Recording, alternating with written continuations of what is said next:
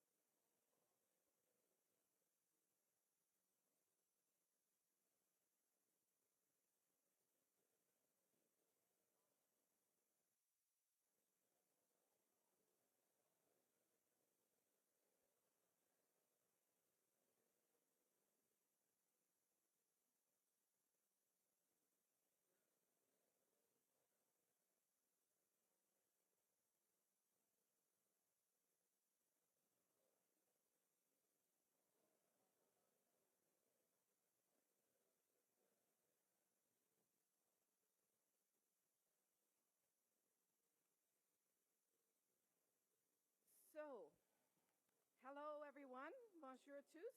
It's been a very busy morning, hasn't it? But a very productive one. This afternoon promises to be just as engaging. Eh bien, commençons. Right now, I have the very distinct pleasure of introducing our first political keynote speaker, leader of the Canadian New Democratic Party.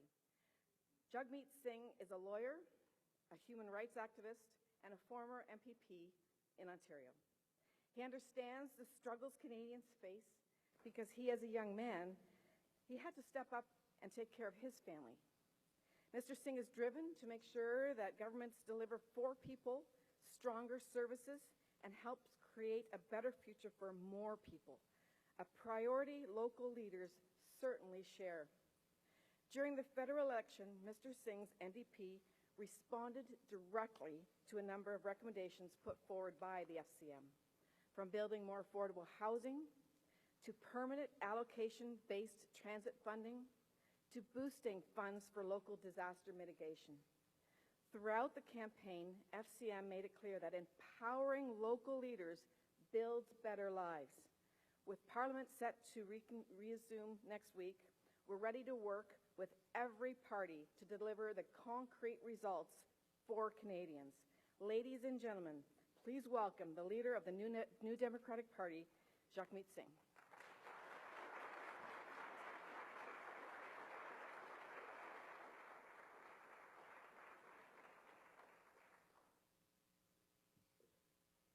Thank you, Joanne, for that lovely introduction.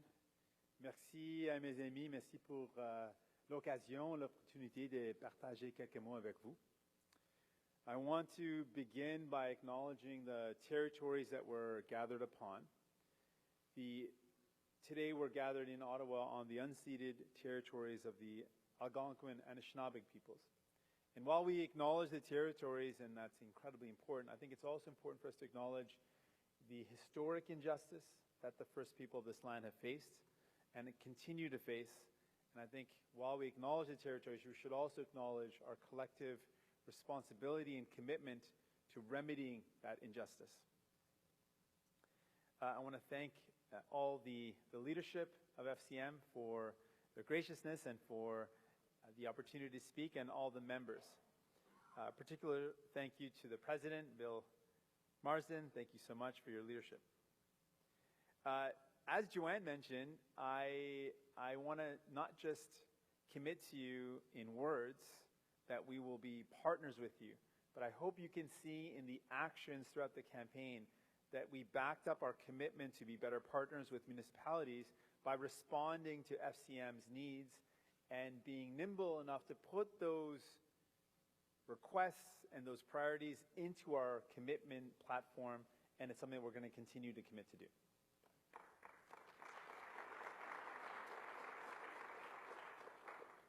Pour nous, cette relation avec les municipalités, c'est tellement important. Donc, c'est quelque chose qu'on veut pas seulement parler avec les mots, mais on veut le faire avec des actions concrètes. Vous allez voir que dans l'avenir, on va continuer d'avoir des communications et de s'assurer que vos priorités sont partagées dans ce gouvernement, dans ce Parlement, et c'est un engagement.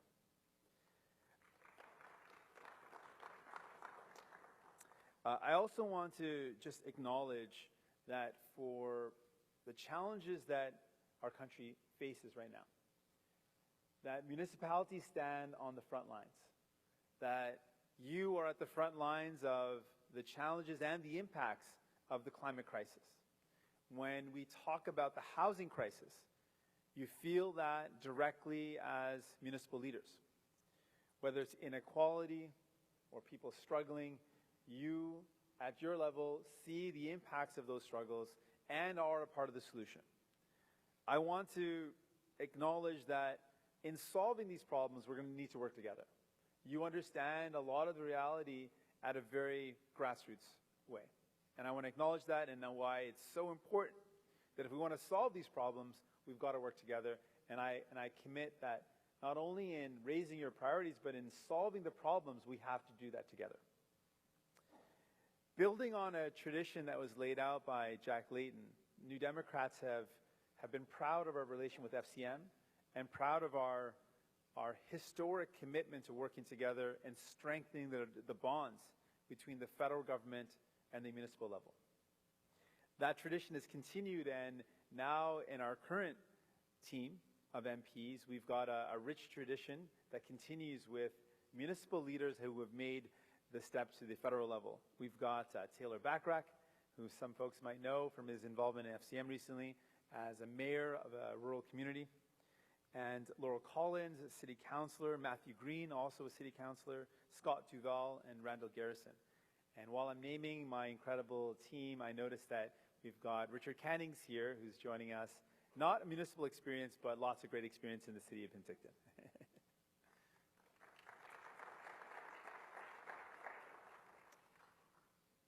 And so while I acknowledge how important the role that you play in solving the problems, I also want to acknowledge that you're being forced effectively to do more and more with less and less. And it's put a lot of burden on municipal leaders and municipalities. I want to acknowledge that. And you shouldn't have to do it alone. It shouldn't be on you alone. And that's why the partnership that I talk about between the federal government and municipal levels is so important. In fact, it's so important that while I'll be naming the rest of my shadow cabinet tomorrow, I'm going to give you a little sneak peek of the shadow cabinet today. And I'm going to be appointing first I should say that you can count on all MPs, whether they've had municipal experience or not. All New Democratic MPs will be allies for you to count on in strengthening the relationship between the federal government and the municipal governments. You can count on all of us. But our special point person enlisted or tasked with this role to be that point person for you will be Taylor Backrack. I'm appointing him as our Shadow Cabinet Minister for Infrastructure and Communities. Thank you. I'll tell him that he got a good applause. I'm sure he'll appreciate that. In this minority government, I'm going to talk a little bit about the minority government, but I want to give you an overall message when it comes to this government. I said before, you can count on us as partners. Vous pouvez absolument compter sur nous pour avancer les enjeux qui touchent les municipalités. Et on connaît l'importance des enjeux qui touchent vos citoyens. Donc, c'est tellement important qu'on travaille ensemble. Mais c'est tellement important aussi qu'on connaît le terrain. And what we have in front of us is a Liberal government that will not act unless pushed to act. And the reality is, though they're in a minority government, they feel comfortable in the fact that they've been reelected. And the only way we're going to get someone who feels comfortable to change what they're doing is by pushing them. And so I'm going to ask for your help on this one. Well, I'm going to fight hard, and my team is going to fight hard to push the Liberals to do what's necessary and what's right for you and for your citizens, for your residents, the people that live in your communities.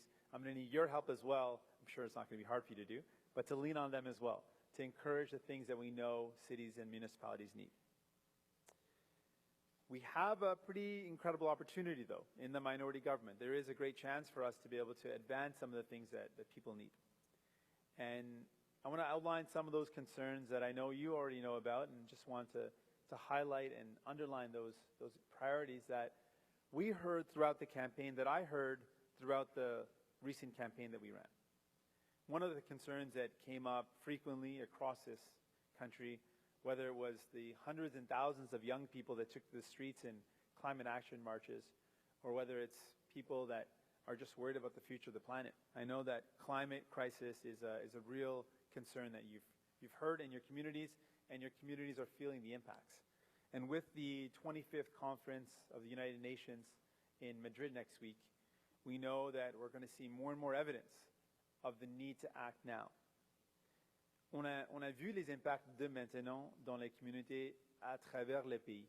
On sait que les inondations, des feux de forêt ont des impacts réels et concrets et de maintenant dans les communautés à travers le pays. On sait aussi que l'impact des feux de forêt, les inondations, c'est détruisent et déracinent les communautés. En plus, on sait que la pollution frappe les communautés les plus vulnérables. So it's important for us to acknowledge that. And in the fight against the climate crisis, municipalities play a very key role. And you're already doing significant innovations and steps to tackle the crisis. When I spoke with Canadians throughout this campaign, they had a very clear vision around what we need to do. They all agree, pretty unilaterally, that we need to reduce emissions. But at the same time, Canadians are not just concerned about reducing emissions, they're also concerned that we protect and create jobs. So there's no conversation that we can have about tackling the climate crisis that can continue without acknowledging the need to protect jobs and to create jobs to make sure people have a bright future. La vision que j'ai entendue quand j'ai parlé avec les gens, c'est une vision pour le futur où on a une économie propre avec des emplois de qualité, où on défend l'environnement et l'art et l'eau, et on garantit un futur durable pour nos enfants. But as I said, municipalities are leading the way. You've done incredible work already with innovation that's shown that there is a way to achieve this, to tackle the climate crisis and to create jobs and to protect jobs. With clean transit initiatives, creative use of existing infrastructure like landfill gas for energy, the work that's being done in municipalities towards green buildings, buildings that use less energy, and in general energy efficiency. You are leading the way with great innovation, and you need someone to support that innovation and to provide some predictable funding to assist in that innovation. On sait que les municipalités influencent la moitié des émissions de gaz à effet de serre. Donc, avec les bons outils, avec des bons investissements, on peut aider les municipalités de faire face à cette crise climatique.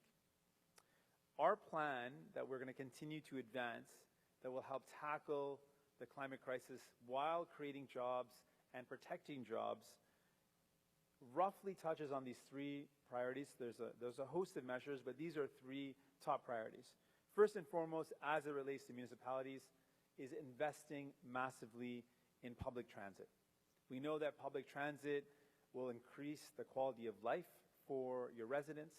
It will increase the connections between us all, make life better, but also it plays a massive role in reducing emissions. This is one of those opportunities that will also help create jobs. And this is where I think the federal government can play a really key role in supporting municipalities, whether it's urban or rural, but investments in supporting initiatives as opposed to having to respond after they happen. Je sais que le transport en commun, c'est vraiment un enjeu où on peut travailler ensemble pour s'assurer qu'on améliore la qualité de vie, mais en même temps qu'on peut réduire les émissions de gaz à effet de serre. Ça, c'est un enjeu et un engagement primordial pour nous comme des néo-démocrates. Something else that I heard throughout the campaign, something that came up frequently when I spoke with people, is the fact that in municipalities across this country, people feel that the economy isn't working for them. They feel like they're working hard, but they're just not getting ahead. And one of the biggest costs that people face in their lives, and those who have this are worried about the future generation, is housing. And I can't underline how important housing is as a matter of social justice and fairness. How much it is a concern for Canadians who, whether they are worried about finding housing for themselves or those who have homes are worried about whether their kids would ever be able to find a place to call their own.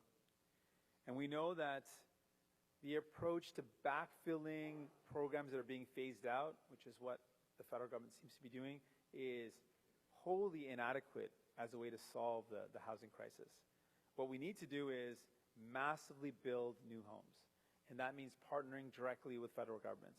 What it also means is not just announcing funding and then having no real way to access that funding or not actually seeing it in communities, which has been one of the biggest concerns that I've heard, is that there's these great announcements at the federal level, but then when a municipality tries to access that funding, whether it's mitigation funding or investments for housing, there doesn't seem to be any dollars.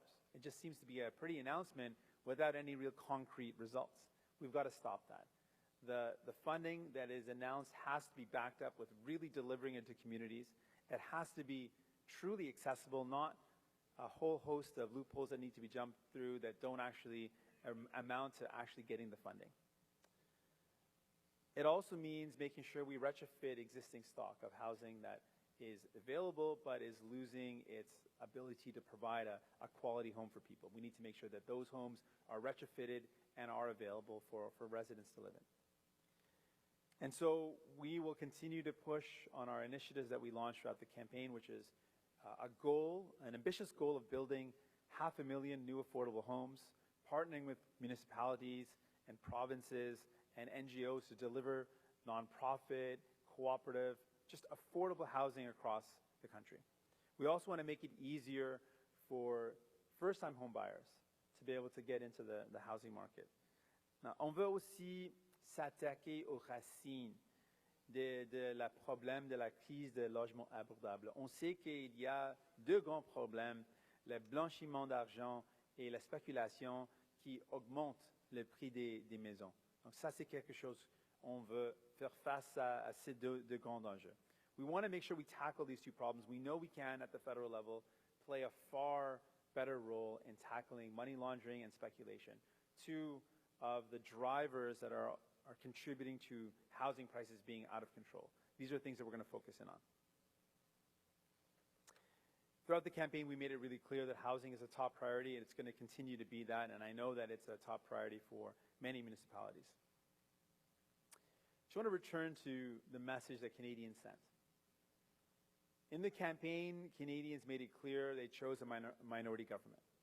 And they effectively sent a message saying that they want Parliament to work for them. And that's my commitment. As leader of the New Democratic Party, I'm going to fight to make sure Parliament works for people. We've heard the message that Canadians sent loud and clear, and we're ready to deliver on some of those priorities. So you can count on us to be partners for you, to deliver on those commitments that we know are important to your residents, and the following commitments that we've outlined throughout the campaign that will continue to be our top priorities. We're going to continue to fight and to work for real justice for the first people of this land. Indigenous communities deserve justice, and we're going to continue to fight for that. And one of those key steps that we've outlined is making sure that the government drops the appeal against First Nations kids who deserve equal funding. We're calling on this government to drop that appeal and to actually deliver the equitable funding that those kids deserve.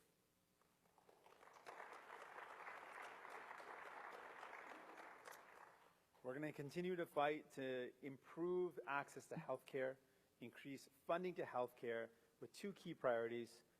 Universal publicly delivered pharmacare for all remains a top priority, as well as a dental care, a national dental care program that provides access to dental care for the millions of Canadians who don't have access. That's going to continue to be something we fight hard for. We're going to work to make sure young people are relieved of the burden of student debt. Our first step is to remove the interest off of federal student loans. We know this is achievable. BC recently has achieved that at the provincial level. We want to make sure that happens at the federal level. As I said before, we're going to continue to fight. We're ready to fight to make sure housing is more affordable. We're also going to continue to fight the climate crisis in a way that we actually want to win it. We want to win this fight, but we also want to make sure that we protect and create jobs. And we're going to be always ready to hear any concerns about what the future may hold and how we can build a more predictable and sustainable future for all Canadians across this country. Something that's a little bit of a personal note that I'm going to continue to fight for. I know it's one of the bills that annoys me the most, and I know that Canadians are paying the highest in the world. I'm going to continue to fight to make sure that cell phone and internet companies stop gouging Canadians. We've got great tools to fight for that. And that also means making sure we've got access to high-speed internet across the country. Far too many rural communities in our country don't have access to cell phone service, let alone high-speed internet. We need to make sure that continues to remain a priority. And something that I'm sure you're not going to hear from any other leader, to pay for the services that we know Canadians need, we're not going to be afraid to say that the ultra-rich should pay their fair share. We're going to call them out and make sure that this government delivers on real steps to make the wealthiest, those at the very, very top, actually pay their fair share.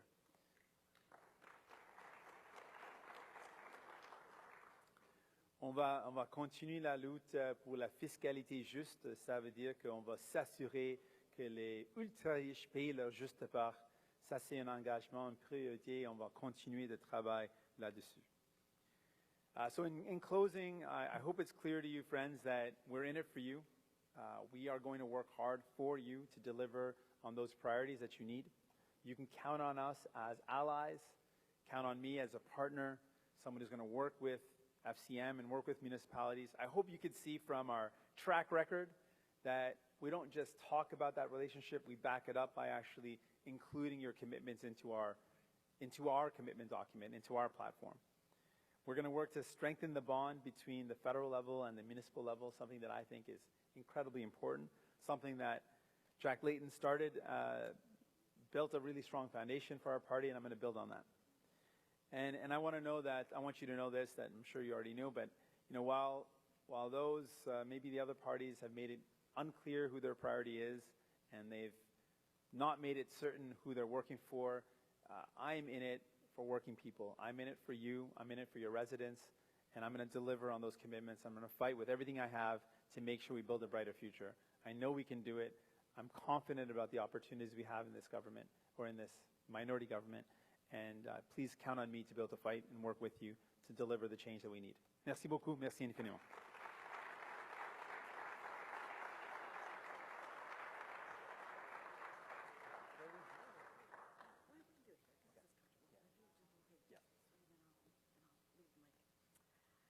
Thank you very much for your time and your insight today, Mr. Singh.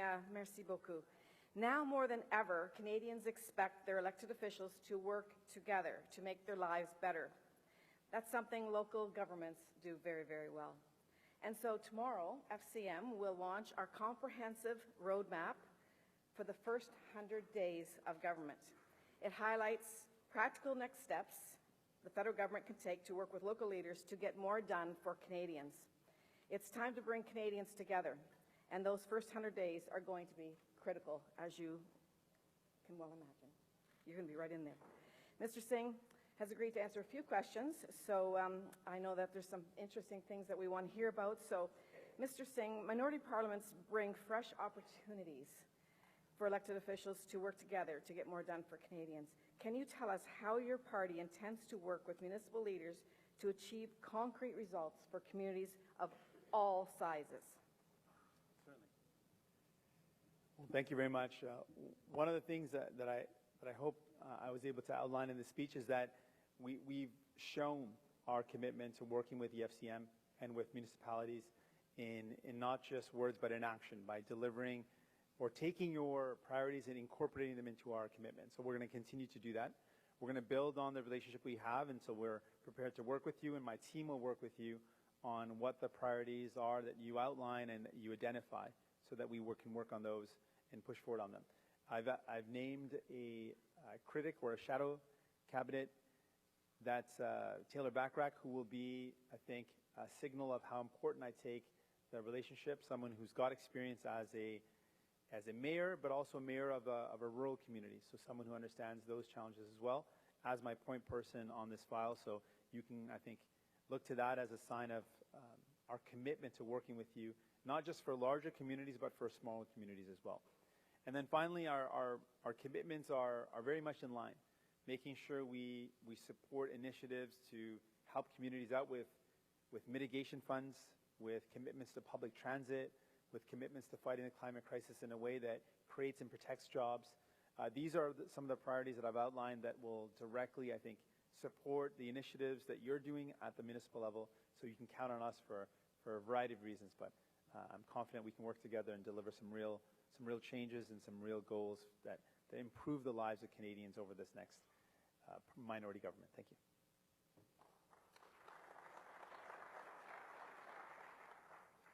Thank you. This is going to be my last question. Last month, FCM released its 2019 Canadian Infrastructure Report Card. It found that nearly 40% of roads and bridges are in urgent need of repair over the next decade.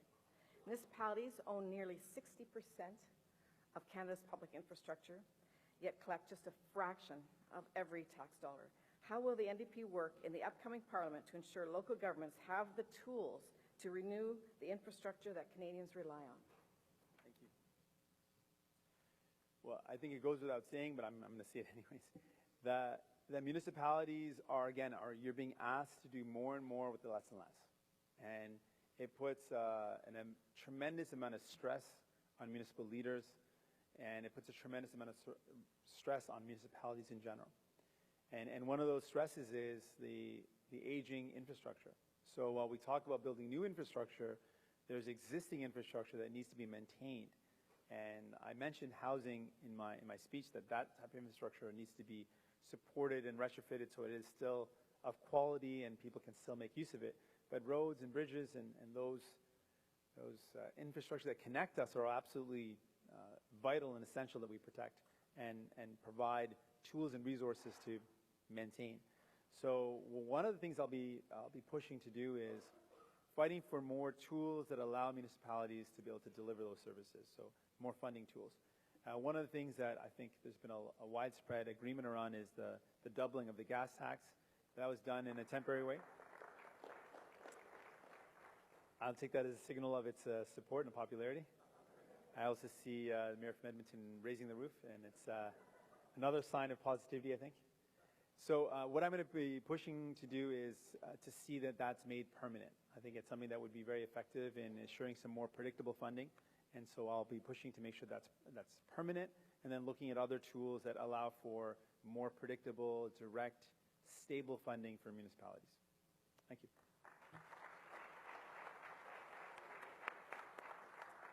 Thank you so very much for joining us, Mr. Singh. Merci beaucoup pour votre participation. We look forward to continuing to work with you and your party to build better lives for Canadians. How about another round of applause for NDP Leader Jagmeet Singh?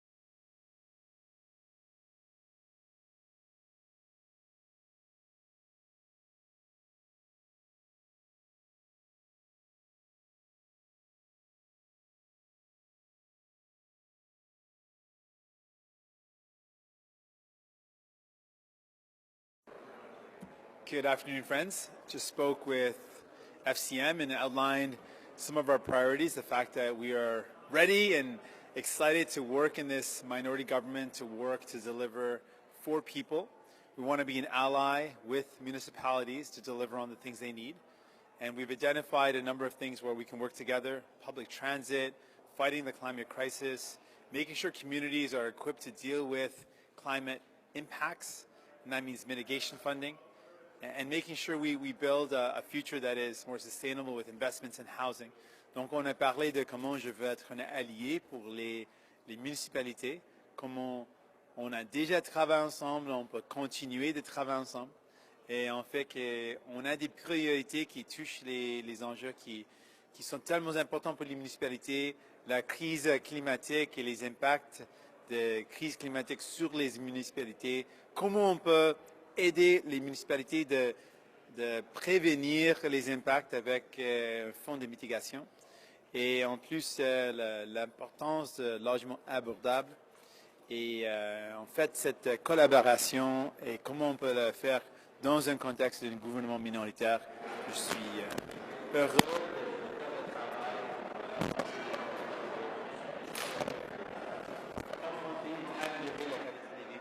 La semaine prochaine, il y a un discours du trône, dit vote de confiance. Quels sont les éléments qui doivent absolument se trouver dans ce discours du trône pour vous, pour que vos troupes l'appuient? Donc, je vais voir des éléments que je vais souligner, les éléments d'une ouverture pour une assurance médicament universelle et publique, quelque chose qui va aider tout le Canada. Je veux voir une ouverture pour dentaire. J'ai parlé de l'importance d'arrêter, mettre fin à l'appel dans la Cour de décision du tribunal des droits de la personne concernant les enfants autochtones. Ça, c'est quelque chose de tellement important. Donc, je vais voir si ces éléments sont dans le discours. Mais pour moi, c'est plutôt que des mots. Je vais voir des actions concrètes. Donc, je suis ouvert.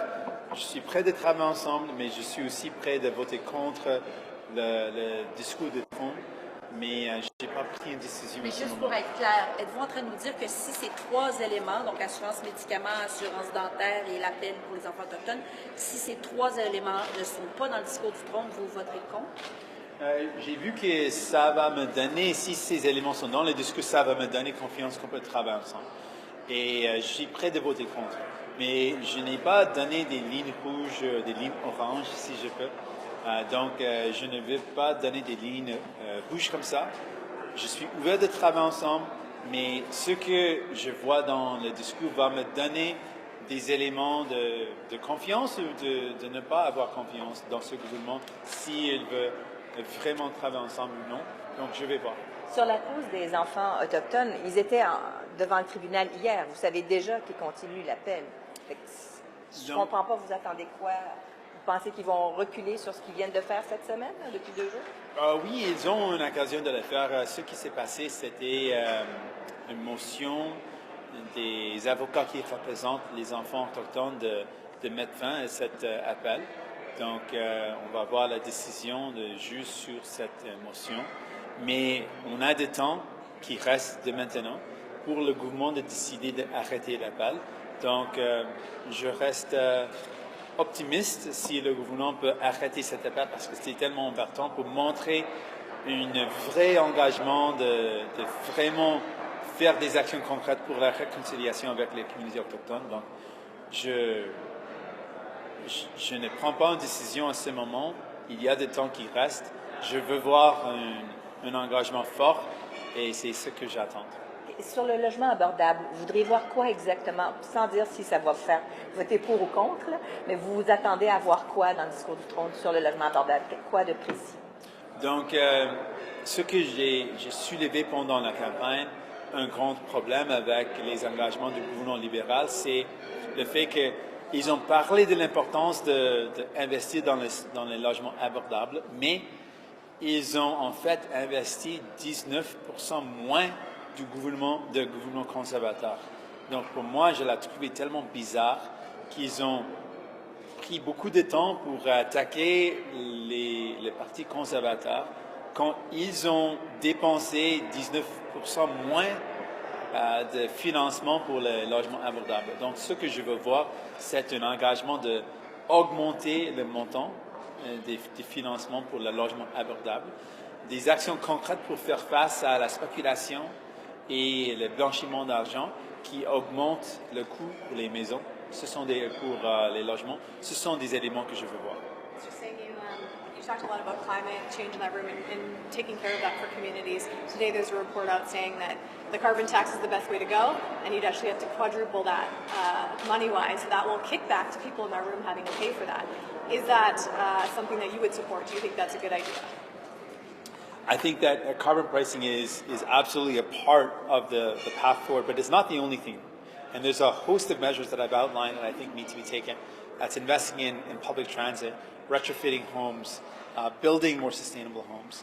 That's providing supports to actually allow us to reduce emissions. So there's lots that can be done.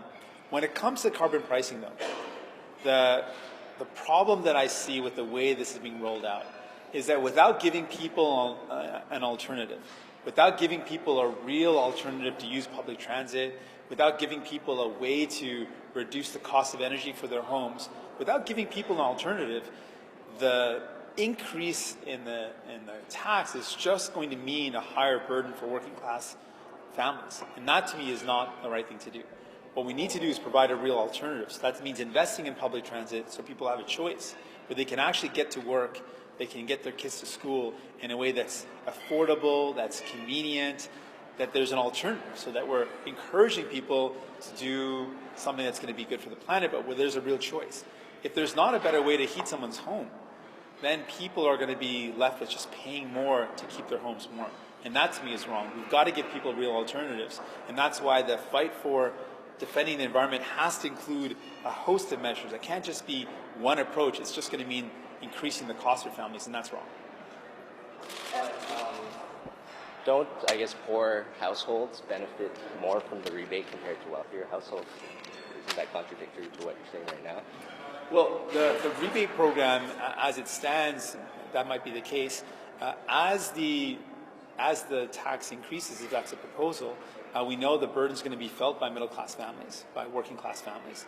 And if there isn't an alternative, if there's not a different way to heat someone's home, for example, and there's a massive cost to that, and there isn't an alternative to make retrofits available to reduce the cost of energy for a home, it's going to create a burden. Even if there's a rebate, there's going to be a burden on families. And I think that the idea of putting a price of pollution is important, and I support it, but that's why I'm really highlighting that we've got to do more than that. We've got to also invest in public transit. We've got to invest in retrofits. We've got to find ways to make it easier to make the more environmental choice. And that's going to actually help families out. Juste pour revenir au 5 décembre prochain, il faudra élire un président de la Chambre. J'aimerais savoir, vous, au NPD, est-ce que vous avez une préférence quant au candidat que vous aimeriez voir là? Donc, à ce moment, on a une membre de notre caucus qui se présente, Carol Hughes. Et bien sûr, évidemment, j'appuie mon député. Donc, jusqu'à ce moment, ça c'est ce que je peux partager. Est-ce qu'il y a un mot d'ordre pour l'appuyer ou chacun est libre de faire ce qu'il veut? Comment ça fonctionne? C'est comme un esprit d'équipe qu'on appuie un membre de notre équipe. Donc, ça c'est ce qu'on fait à ce moment. Est-ce que ce n'est pas un peu contre-intuitif qu'en situation minoritaire, vous voudriez avoir un député de moins? Donc, c'est la volonté d'un membre de notre équipe et on appuie cette membre. On a besoin le gouvernement libéral, en fait, a besoin de 13 députés pour 13 votes pour avancer quelque chose. Et il peut compter sur nous s'ils sont prêts d'avancer les intérêts qui vont aider ou améliorer la qualité de vie des gens. Donc, on a donné des exemples de ça pour l'assurance médicament universelle publique, soins dentaires. Donc, s'ils sont prêts de faire ça, on a assez de votes pour avancer les enjeux. Madame Hughes en moins, c'est ça? Oui, exactement. Okay. One issue in there, and if you did and I missed it, I apologize. But gun control. But on gun control, you know, there are a lot of big cities who have been calling for gun control. In the election, the Liberals promised to ban assault-style weapons and give municipalities the power to potentially ban handguns within their jurisdiction. I'm wondering, how quickly do you want to see action on gun control in this new minority parliament, and what tweaks or changes you might be looking for from the Liberal promise as Parliament will have to address this? Yes, that didn't come up in my speech, so it's a very fair question. Even if it did, it was a fair question. We actually led the charge as New Democrats. Put out a letter over a year ago asking the Prime Minister at that time to give the power to municipalities that choose to do so to ban handguns. That's something that I supported. We led the call for that, and then the Liberal government or the Liberal Party put that out during the campaign. So it's something that we've led the charge on.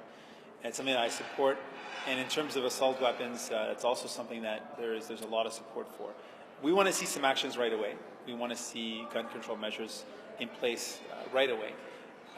But we also put out a very clear indication that that's not sufficient, that just putting in place limitations on the type of weapons is not enough. If we want to tackle violence, there is a host of evidence that the root causes are more complex, involve a lot of steps, but some of those steps involve investing in communities, giving them the tools to support young people and give them a bright future, investing in things like affordable housing, and tackling inequality and poverty are some of the things that we can do at the ground level to solve the root causes that lead to violence, some of the inequality that leads to violence. So that's what we've called for as well, that any gun control initiative can't just be about the restriction of weapons alone. It has to be about the investment in communities to prevent long-term problems. So do you want to see that added to any legislation that's put forward on gun control, or do you want to see an overall plan that has different steps in that regard?